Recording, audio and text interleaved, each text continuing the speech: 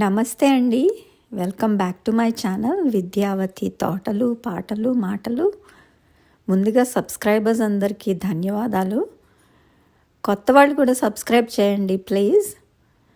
Bell icon click చేస్తే మీరు కూడా వింత వింత పళ్ళు, కాయగూరలు, కొత్త కొత్త తోటలు, దేశ విదేశాల్లో తోటలు, వింత వింత పూలు అన్నీ చూడొచ్చు. ఈ వీడియోలో సావాయ్ క్యాబేజ్ ఎలా పెంచానో చూపిస్తాను. సావాయ్ క్యాబేజ్ అంటే ఏమిటి? చాలా వింతగా ఉంటుంది. నేను అసలు ఇంగ్లాండ్కి వచ్చినప్పుడు ఏమిటి క్యాబేజ్ ఏమిటి గొగ్గులుగాను ఆకులు ఇలా ముడుచుకుపోయి అని నేను అది కొనుక్కోలేదు, అసలు వండుకోలేదు కూడాను. చాలా రోజులు ఏమిటి చాలా ఏళ్ళు దాన్ని అసలు నేను వండుకోలేదు, తినలేదు. చివరికి ఒక పార్టీలో ఒక ఆవిడ వండి పెడితే అబ్బాయి ఏమిటి ఎంత బాగుంది అంటే అప్పుడు ఆవిడ చెప్పింది అన్నేళ్ళు అలా తినకుండా ఉన్నారు అని ఆశ్చర్యపోయారు. అయితే ఈ సావాయ్ క్యాబేజీ బ్రాసికా ఫ్యామిలీకి చెందింది. అంటే మనం ఎప్పుడు వాడే తెల్ల క్యాబేజ్, కాలీఫ్లవర్, మస్టర్డ్ కూడా అంటే ఆవాలు కూడా ఆ బ్రాసికా ఫ్యామిలీకి చెందింది.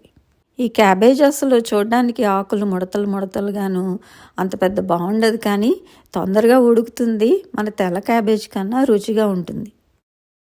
అయితే ఈ సావాయ్ క్యాబేజ్ ఎలా పెంచానో చూపిస్తాను. నేను విత్తనాల నుంచే పెంచాను. గింజలు అచ్చం ఆవాల్లాగానే ఉంటాయి. మరి ఇవి బ్రాసికా ఫ్యామిలీకి చెందినవి కదా. ఒక్కొక్క చిన్న పాట్లో 1-2 గింజలు నాటాను. ఈ చిన్న పాట్స్ గ్రీన్ హౌస్లో పెట్టాను. ఎందుకంటే బయట పెడితే పావురాలు ఉడతలు పీకేస్తాయి. 4 వారాల తర్వాత 4-5 ఆకులు వచ్చాక పెద్ద పాట్లోకి మార్చి మరో 4 వారాల తర్వాత బకెట్లో నాటాను. బకెట్ అయితే 1 పౌండ్కే వస్తుంది. ఫ్యాన్సీ పాట్స్ అయితే ఒక్కొక్కటి 10 పౌండ్లు పెట్టాల్సి వస్తుంది. అంత అవసరం లేదు. 8 వారాల తర్వాత క్యాబేజ్ హెడ్ వస్తుంది. మీద అటాక్ నాటితే క్యాబేజ్ హెడ్ రాదు, ఉట్టి ఆకులే వస్తాయి. క్యాబేజ్ హెడ్ ఆకులు చూడడానికి ముడతలుగా ఉన్న లోపల తెల్లగానే ఉంటుంది, తొందరగా ఉడుకుతాయి. ఈ క్యాబేజీని సన్నగా తరిగి మనకి తోచిన విధంగా వండుకోవచ్చు. నేనైతే చుట్టూతా ఉన్న ముదిరిపోయిన ఆకులు కూడా వండేస్తాను. ప్రెషర్ కుక్కర్లో పెడితే పప్పుతో వండుకోవచ్చు, పకోడీలు చేసుకోవచ్చు. తర్వాత పొటాటో, ఎగ్, చీజ్ వేసి ఓవెన్లో బేక్ చేసుకోవచ్చు. ఓవెన్లో హీట్ ఎక్కువ ఉంటుంది కాబట్టి ఉడికిపోతుంది ఆకులు. తెలుగు వాళ్ళకి నేను క్యాబేజ్ వంటకాలు చెప్పక్కర్లేదులేండి, మీకే తెలుసు ఎక్కువ. ఫర్టిలైజర్స్ మాటకు వస్తే నేను గ్రోమోర్ గ్రాన్యూల్స్ వాడతాను. సాయిల్కి దగ్గరగా ఉన్న వెజిటబుల్స్కి నేను హౌస్ మాన్యూర్ వాడను, ఎందుకంటే కంటామినేషన్ అవుతుందేమో అని భయం. చీడపీడలు అంటే వైట్ బటర్ఫ్లై పెద్ద ప్రాబ్లం.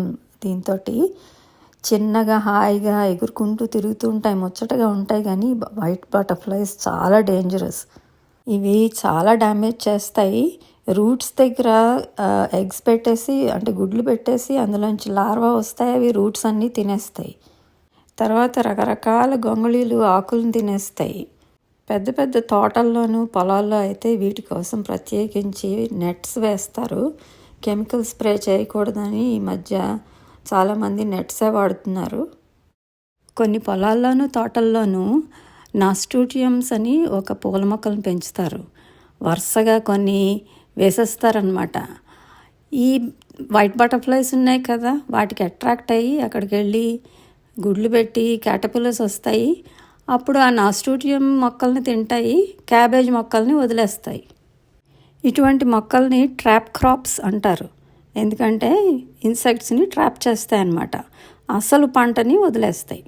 సో అదండి సంగతి. అమెజాన్లో ఈ విత్తనాలు అమ్ముతున్నారు. ఇంట్రెస్ట్ ఉన్నవాళ్ళు పెంచుకుని వండుకు తినచ్చు, ఎన్నో రకాలుగా కూరలు వండుకోవచ్చు. So please like and share my video. Next వీడియోలో మళ్ళీ కలుద్దామండి. అంతవరకు సెలవు. Bye bye.